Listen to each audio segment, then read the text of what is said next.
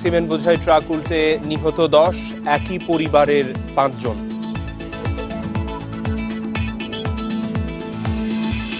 ব্যাংকার আরিফা হত্যার দায় স্বীকার করল সাবেক স্বামী ফখরুল ইসলাম রবিন।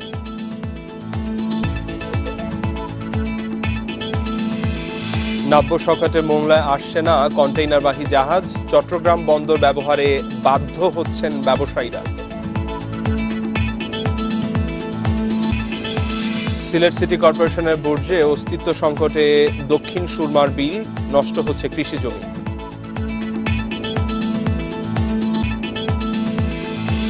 ময়মনসিংহের ভালুকায় সিমেন্ট বোঝাই ট্রাক উল্টে 10 জন নিহত হয়েছে। নিহত 8 জনের পরিচয় পাওয়া গেছে। এদের মধ্যে একই পরিবারের 5 জন রয়েছে।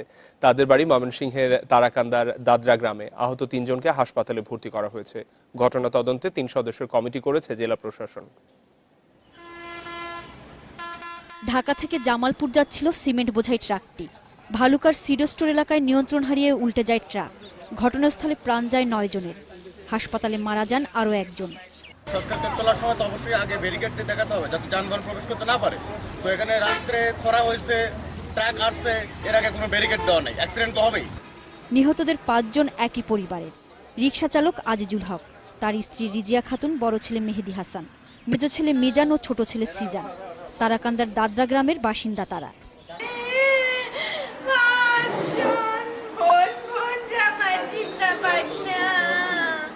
নিহত শাহজাহান হোসেনের বাড়ি শেরপুরের নালিতাবাড়ি থানার নাকশি গ্রামে। অন্য 2 জন কোতোয়ালি থানার চরসিরতা গ্রামের জ্যোৎস্না বেগম ও তার ছেলে সিরাজুল ইসলাম। আহতদের বাড়ি শেরপুরে।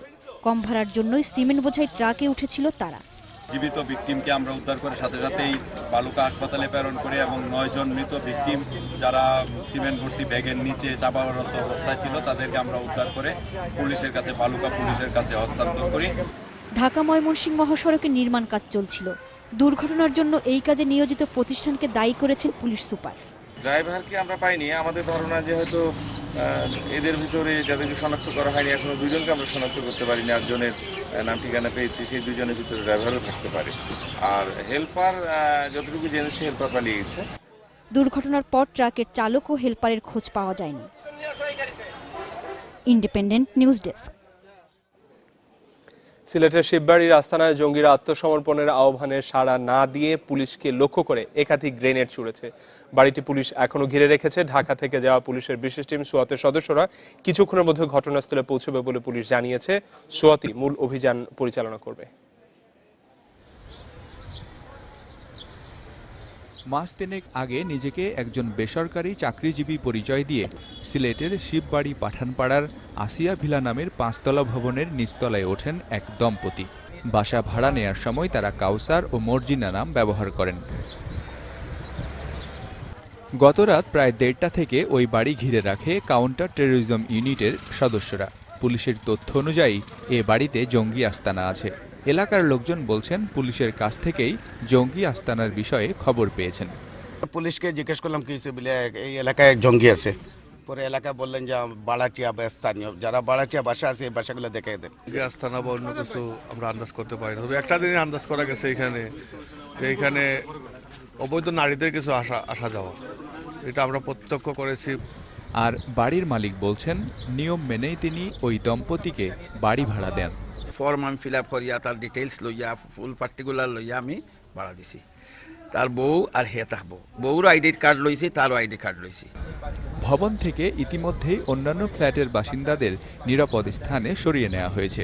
ভেতরে থাকা জঙ্গিদের হ্যান্ডমাইক ব্যবহার করে আত্মসমর্পণের আহ্বান জানানো হচ্ছে। যাতে কোনো হতাহতের ঘটনা না ঘটে সে চেষ্টাই করা হচ্ছে বলে জানিয়েছে পুলিশ। পরপর 2টো গ্রেনেড জাতীয় 2টো বিস্ফোরণ ঘটায়। ওটা থেকে ওদের নিজেদের উপস্থিতি জানান দেয় এবং আমরা বুঝতে পারি যে ওরা এখানে আছে, আমরা নিশ্চিত হই। তো এই ঘটনা জানার পর থেকে আমাদের বিশেষ করে এই সংক্রান্তে আমাদের পুলিশের বিশেষায়িত টিম সোয়াত ওরা ঢাকা থেকে রওনা হয়ে আসছে ভোরবেলাতে। কিছুক্ষণের মধ্যে তারা পৌঁছে যাবে এবং তারাই আপনার ওই অভিযান শুরু করবে ইনশাল্লাহ। এদিকে ঢাকা থেকে সোয়াতের বিশেষ দল সিলেট গেছে। এ দলই অভিযান পরিচালনা করবে বলে জানিয়েছে police. Mizanur Rahman, independent news. পুলিশের মহাপরিদর্শক AKM শহীদুল হক বলেছেন, দেশে জঙ্গি নিয়ন্ত্রণ এখনো পুরোপুরি সম্ভব হয়নি। সকালে খুলনা এক অনুষ্ঠানে তিনি বলেন, যেখানেই জঙ্গি আস্তানা পাওয়া যাচ্ছে সেখানে অভিযান চালাচ্ছে পুলিশ। সব জঙ্গিকে আত্মসমর্পণের আহ্বান জানান তিনি। সিলেটে যেটা আছে এটা 2 মাস যাবত আমরা চেষ্টা করতেছি যে তাদের সিলেট অঞ্চলে তাদের একটা আস্তানা আছে, কাজে আমরা আজকে ভোরে পেয়ে গেছি। ওদেরকে নির্মূল আমরা করতে পারি নাই, ওদের অনুসারী আছে, ওরা অর্গানাইজ হওয়ার চেষ্টা করতেছে। আমাদের পক্ষ থেকেও তাদের বিরুদ্ধে অভিযান চলছে। জঙ্গিদের পক্ষে অবস্থানই প্রমাণ করে জঙ্গি সংগঠনগুলোর সঙ্গে বিএনপির সম্পৃক্ততা রয়েছে, মন্তব্য আওয়ামী লীগের যুগ্ম সাধারণ সম্পাদক মাহবুবুল আলম হানিফের। সকালে কুষ্টিয়া নিজ বাসভবনে ক্যান্সার রোগীদের মাঝে সমাজসেবা অধিদপ্তরের চেক বিতরণের সময় তিনি একথা বলেন।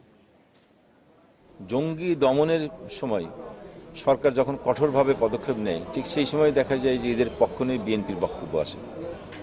জঙ্গি দমনের ক্ষেত্রে বিএনপির এত আপত্তি কেন? বিএনপির বক্তব্য বা জঙ্গিদের পক্ষে তাদের অবস্থানই প্রমাণ করে যে এই বাংলাদেশে যত জঙ্গি সংগঠন আছে তাদের সকলের সঙ্গে বিএনপির সম্পৃক্ততা আছে। তালিকাভুক্ত জঙ্গি হওয়ার পরও পাসপোর্ট পেয়েছে মুসা। 2015 সালে উত্তরা থেকে সে কিভাবে পাসপোর্ট পেল সেই প্রশ্ন পুলিশের। মুসার স্থায়ী ঠিকানা রাজশাহীর বাগমারা থেকেও ছাড়পত্র নেওয়া হয়নি। স্বজনরা জানিয়েছেন, 1 বছর আগে বিদেশে যাওয়ার কথা বলেছিল সে, এখন তাদের সাথে যোগাযোগ বিচ্ছিন্ন। 90 জেএমবি নেতা মুসার জন্ম রাজশাহীর বাগমারার বুজরুককোলা গ্রামে। 1 বছর আগে বিদেশ যাবার কথা বলে গ্রামের জমি বিক্রি করেন তিনি। পরে উত্তরা ও আশকোনায় বাসা ভাড়া নিয়ে থাকেন। উত্তরা থেকেই পাসপোর্ট বানান মুসা, অথচ বাগমারার স্থানীয় ঠিকানায় কোনো খোঁজই নেওয়া হয়নি বলে জানিয়েছে পুলিশ। আমরা আমাদের নথিপত্র ঘেটে দেখেছি 2015 সালের যে ডিসেম্বর কিংবা সেপ্টেম্বর, অক্টোবর, ডিসেম্বর এই মধ্যে কোনো ধরনের পার্টি ইনকোয়ারি এখানে আসে নাই। তার মানে মনে হতে পারে যে সেটা সে পার্মানেন্ট অ্যাড্রেস বাগমারার ক্ষেত্রে ব্যবহার করছে কিনা সেটা আমাদের সন্দেহ আছে। আত্মগোপনে যাওয়ার আগে মুসা বিয়ে করেন একই গ্রামের বাসুপাড়া ইউনিয়নের তৃষাকে। বিদেশ যাবার কথা বলে তৃষার বাবার কাছ থেকেও 50,000 টাকা নেন মুসা। গত বছরের শেষের দিকে রাজধানীর আশকোনা থেকে পুলিশের অভিযানে আটক হন তৃষা। হুট করে যদি আমাদের বাসায় যায়, সে যদি একটা বোমা টমা মারে, কিংবা আমার মেয়ে যে আমার সব কথা বলে দিছে বলে ওর অসুবিধা হচ্ছে ওর দলের, এরকম হয়তো বা মনে করে যে আমার মেয়েটাকে তো মারা ফেলা দিতে পারি। মুসা এখনো পলাতক থাকায় নিরাপত্তাহীনতায় ভুগছে পরিবার। মুসা শেষ পর্যন্ত পুলিশের কাছে আত্মসমর্পণ করবেন বলে আশা তাদের। আমরা নিশ্চিত হলাম যে আসলে সে এই অসাম্প্রদায়িক জঙ্গি সংগঠনের সাথে সম্পৃক্ত হয়ে গেছে, যা আসলে আমাদের কাম্য নয় এবং খুবই এটার কারণে আমাদের মাথা হেট এবং আমরা পারিবারিকভাবে ক্ষতিগ্রস্ত।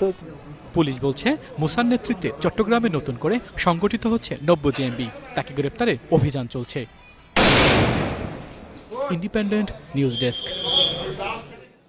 যমুনা ব্যাংকের কর্মকর্তা আরিফুন্নেসা আরিফা হত্যার কথা স্বীকার করেছেন তার সাবেক স্বামী ফখরুল ইসলাম রবিন।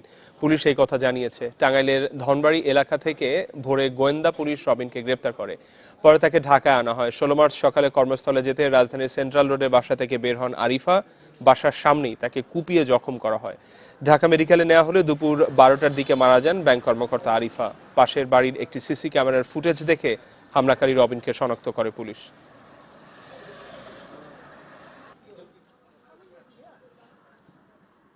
তার ভাষ্যমতে সে বলছে যে সে ওখানে গিয়ে তাকে আবারও তার সঙ্গে আসার জন্য, একসাথে বসবাসের জন্য তাকে চাপ প্রয়োগ করে এবং মেয়েটা যথাযথ আগের মতোই সেটা তার রিফিউজ করে তার প্রপোজালকে, এবং এইগুলি কথা কাটাকাটি এক পর্যায়ে ধস্তাধস্তি পরিস্থিতি খুব ইয়েতে চলে যায়। তখন মেয়েটা নাকি ঘরে একটা ছুরি ছিল, ছুরি এনে তাকে ওই নিয়ে আসে না, তুমি চলে যাও। তখন ওই ছুরি নাকি ধস্তাধস্তির এক পর্যায়ে তার গায়ে লাগে, লাগার পরে সে উল্টা ছুরিটা নিয়ে তাকে স্টেপ করে। কুমিল্লা সিটি নির্বাচনে ইশতেহার ঘোষণা করছেন বিএনপির মেয়র প্রার্থী মনিরুল হক সাক্কু। সরাসরি আমরা সেখানে চলে যাচ্ছি। বিএনপি প্রার্থী মনিরুল হক সাক্কুর ইশতেহার ঘোষণা কিন্তু কিছুক্ষণ আগে শেষ হয়ে গিয়েছে। আমার পিছনে এখনো হয়তো দেখতে পাচ্ছেন আপনারা যে এখানে উপস্থিত আছেন এখনো অনেকেই কেন্দ্রীয় নেতারা এখানে আজকে উপস্থিত ছিলেন মনিরুল হক সাক্কুর সঙ্গে। এছাড়াও স্থানীয় পর্যায়ের বিএনপি এবং জামায়াতের নেতাকর্মীদেরকে আমরা দেখতে পেয়েছি মনিরুল হক সাক্কুর সঙ্গে এখানে ইশতেহার ঘোষণার সময় উপস্থিত ছিলেন। ইশতেহারে মনিরুল হক সাক্কু মোট ২৭ দফায় ৪৫টি নির্বাচনী প্রতিশ্রুতি দিয়েছেন। এই ৪৫টি নির্বাচনী প্রতিশ্রুতির মধ্যে তিনি সবচেয়ে বেশি গুরুত্ব দিয়েছেন নগরীর জলাবদ্ধতা এবং যানজট দূর করাতে।